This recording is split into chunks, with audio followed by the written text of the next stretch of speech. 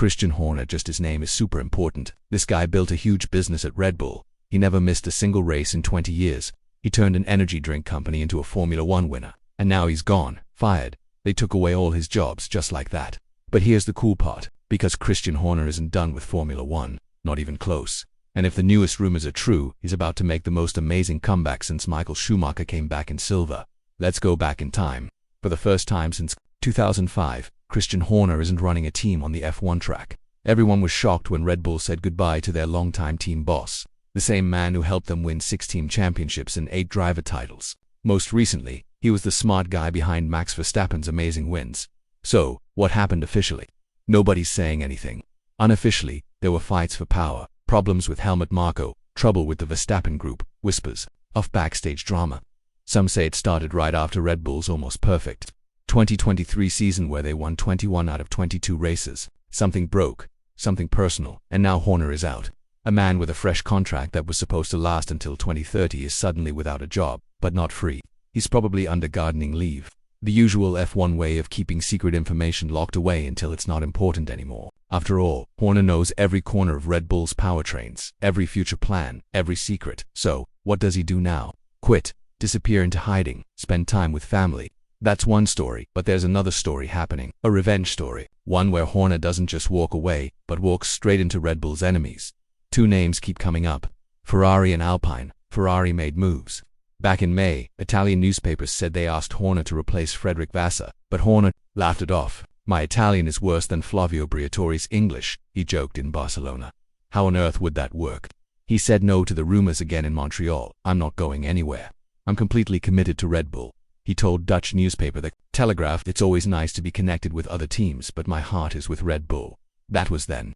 Now with Red Bull turning its back on him, the Ferrari door might open again. Chairman John Elkann is a longtime fan. And with Vasseur under pressure, the Scuderia might still be watching, but there's a problem. Italy. Horner is a family man, moving his children, not likely. It's the same reason Adrian Newey, another Red Bull mastermind, said no to Maranello. So that leaves Alpine, and here's where things get crazy. Because Alpine isn't just looking for a team principal, they're desperate for one. Ever since Otmar Szafnauer quit after Miami, they've been struggling. Flavio Briatore, yes, that Briatore is currently running the show behind the scenes. Steve Nielsen was just brought in as managing director, but guess what? Nielsen has never led a Formula One team before. Now, imagine this. Christian Horner, the man who turned Jaguar's leftovers into Red Bull's dynasty, brought in to save the Enstone-based Alpine, located in the heart of Motorsport Valley, just a drive from Horner's home. No moving, no mess for family life. And here's the real exciting part. Horner and Briatore old friends. Could he end up at Alpine? Karun Chandhog asked on Sky Sports. Christian's old friend, Flavio Briatore, is in charge as an executive consultant. That could be a future place. It all makes sense. Alpine gets a legendary leader, Horner gets a new mission, and Red Bull gets to watch the man they threw away come back to beat them. Even Ralf Schumacher joined in. Briatore is looking for a good new team boss. He said the renowned team might be ready to give Horner a share of the outfit.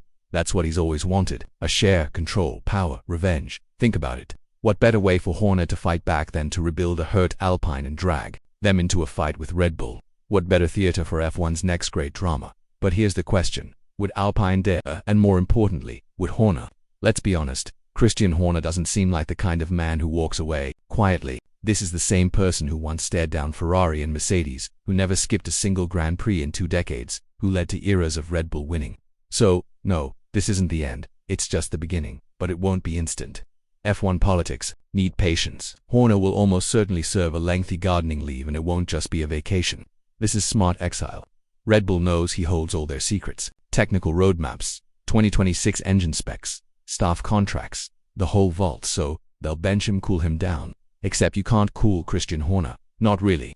The way insiders see it, this next chapter is already writing itself, and it's happening in the shadows of ends. Alpine Renault's struggling F1 team has been in freefall ever since Otmar Szafnauer left last year. The team lacked leadership. Flavio Briatore, once exiled himself, has returned as executive consultant, a man famous for scandal and boldness, now trying to bring back to life a team once called Benetton, once a champion. And guess who he's been connected to? Christian Horner. They're old allies. Briatore and Horner go back decades, from the paddock days where politics were played face-to-face, not just on social media. Briatore has the influence. Horner has the resume. Alpine has the need. It's the perfect triangle.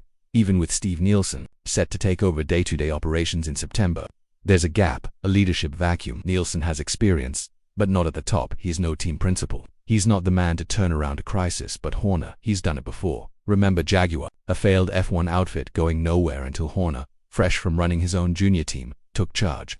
Within 5 years, that team became world champions. Now Alpine sits in eerily similar territory. Midfield mediocrity, broken leadership, desperate for direction.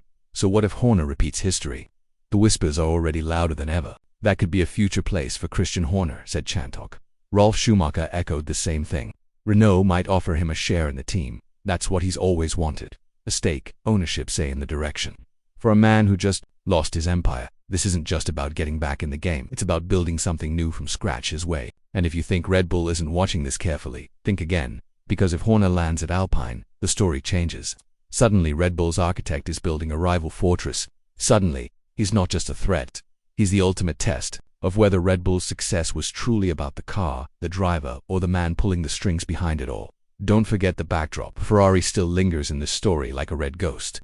Chairman John Elkann is rumored to have courted Horner multiple times. Vassar, the current team principal, remains under pressure. And now that Horner is technically available, could Elkann make another move? Possibly. But logistics are tricky.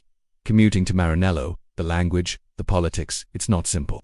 Ferrari is a dream, but it's also a minefield, and Horner knows it. So, what's left? Wait, plan, strike. Horner's next move may take months, but make no mistake, he's thinking 3 steps ahead. This is chess. Red Bull made their move. Now it's his turn. And if he does return with Alpine, if he rebuilds them, if he makes them competitive again, well, that's more than a comeback. That's revenge. The kind that's played out on Sundays under floodlights across continents.